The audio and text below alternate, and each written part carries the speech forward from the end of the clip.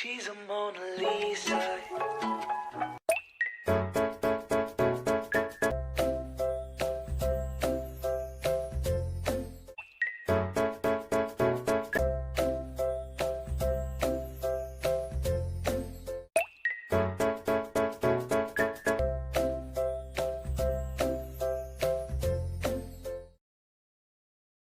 Halo semuanya, kami dari kelompok 7 akan membawakan materi manajemen exposure transaksi. Yuk langsung saja disimak penjelasannya. Adapun sebab dari materi ini adalah pengertian exposure transaksi, jenis-jenis exposure, teknik-teknik hedging, jenis-jenis hedging, perbandingan teknik, keterbatasan, dan kesimpulan. Pembahasan pertama yang akan kami sampaikan adalah mengenai pengertian exposure transaksi. Dalam kajian risiko falas, seberapa jauh suatu perusahaan dipengaruhi oleh perubahan kurs falas secara umum disebut dengan exposure.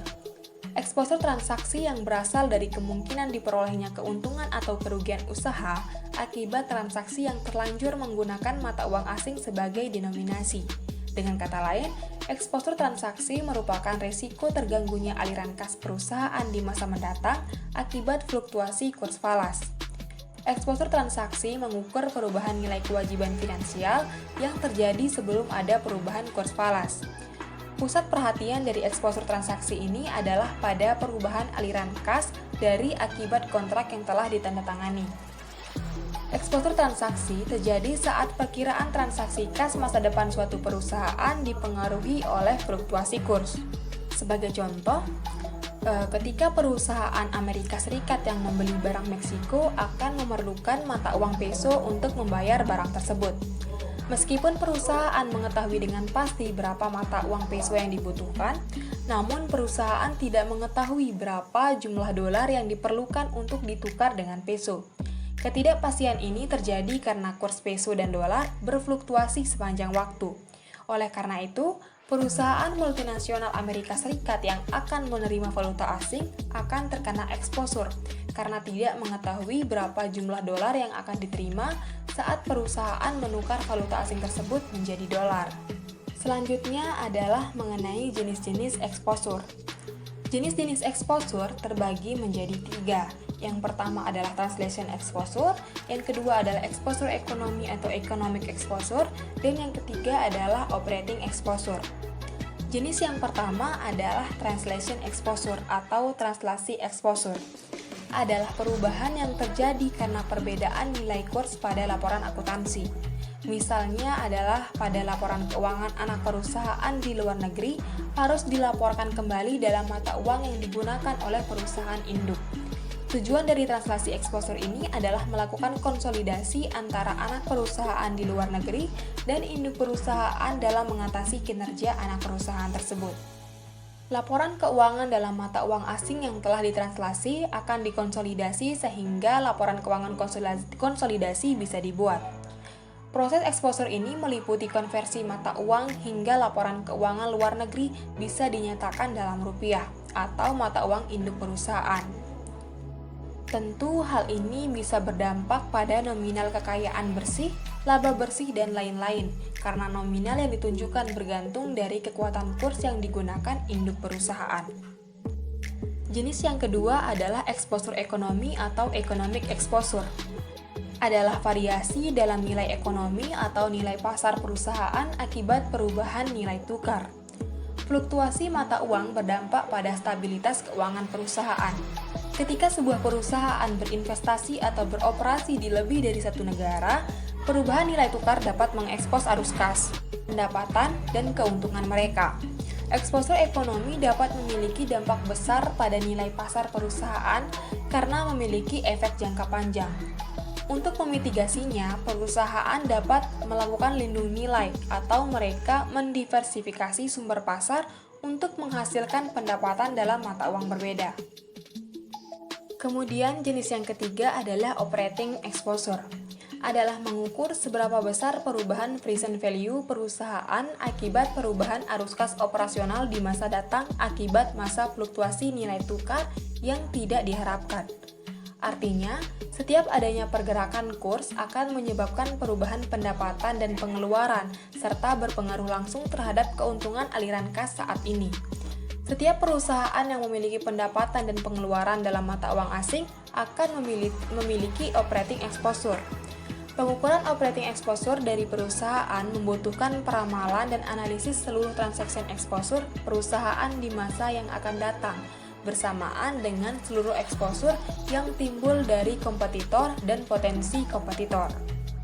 Materi selanjutnya yaitu mengenai teknik hedging, di mana teknik hedging ini dibagi menjadi dua, yaitu teknik hedging jangka pendek dan teknik hedging jangka panjang. Teknik hedging jangka pendek ini dibagi menjadi 4. Yang pertama adalah lindung nilai futures, di mana futures mata uang dapat digunakan oleh perusahaan yang ingin melakukan lindung nilai exposure transaksi. Dalam hal ini yaitu membeli futures mata uang dan menjual futures mata uang. Lalu yang kedua yaitu lindung nilai forward, di mana seperti juga kontrak futures, kontrak forward dapat digunakan untuk menetapkan kurs masa depan yang digunakan MNC untuk membeli atau menjual suatu mata uang. Lindung nilai kontrak forward serupa dengan lindung nilai kontrak futures, dengan perbedaan bahwa kontrak forward umumnya digunakan untuk transaksi besar, sementara kontrak futures digunakan untuk jumlah yang tepat sama dengan jumlah yang lebih kecil. Kontrak forward berasal dari negosiasi antara perusahaan dan bank komersial dan menyatakan mata uang, kurs, dan tanggal transaksi forward. Dan yang ketiga yaitu lindung nilai pasar uang, di mana lindung nilai pasar uang melibatkan mengambil posisi di pasar uang untuk menutup posisi utang atau piutang di masa depan. Jika perusahaan memiliki kelebihan kas, perusahaan dapat membuat deposito jangka pendek dalam mata uang asing yang akan dibutuhkannya di masa depan. Dan yang terakhir yaitu lindung nilai opsi mata uang, di mana perusahaan mengetahui bahwa teknik lindung nilai seperti lindung nilai forward dan lindung nilai pasar uang akan merugikan saat satuan mata uang dalam utang terdepresiasi atau satuan mata uang dalam piutang terapresiasi selama periode lindung nilai. Pada situasi ini, strategi tanpa lindung nilai akan lebih unggul dibandingkan lindung nilai forward atau pasar uang. Lalu ada pun teknik hedging jangka panjang yang dibagi menjadi 3. Yang pertama yaitu kontrak forward jangka panjang atau long forward. Long forwards adalah kontrak forward jangka panjang, sama seperti kontrak forward jangka pendek, dapat dirancang untuk mengakomodasi kebutuhan-kebutuhan khusus dari perusahaan. Long forward sangat menarik bagi perusahaan yang telah menandatangani kontrak ekspor atau impor bernilai tetap jangka panjang dan melindungi arus kas mereka jangka panjang. Yang kedua yaitu currency swap. Currency swap adalah kesempatan untuk mempertukarkan satu valuta dengan valuta lain pada kurs dan tanggal tertentu dengan menggunakan bank sebagai perantara antara dua belah pihak yang ingin melakukan currency swap. Lalu yang ketiga yaitu parallel loan. Parallel loan adalah kredit yang melibatkan pertukaran valuta antara dua pihak dengan kesepakatan untuk menukarkan kembali valuta-valuta tersebut pada kurs dan tanggal tertentu di masa depan. Parallel loan bisa diidentikan dengan dua swap yang digabungkan menjadi satu. Satu swap terjadi pada permulaan kontrak parallel loan dan satunya lagi pada tanggal tertentu di masa depan. Lalu adapun jenis-jenis hedging, di mana jenis hedging ini dapat dikelompokkan menjadi dua kelompok besar. Yang pertama yaitu selling hedging. Selling hedging merupakan tindakan mengambil posisi jual atau open sell di bursa berjangka. Tujuannya adalah untuk melindungi turunnya nilai persediaan bahan baku atau komoditi yang akan dihasilkan sebagai akibat dari fluktuasi harga.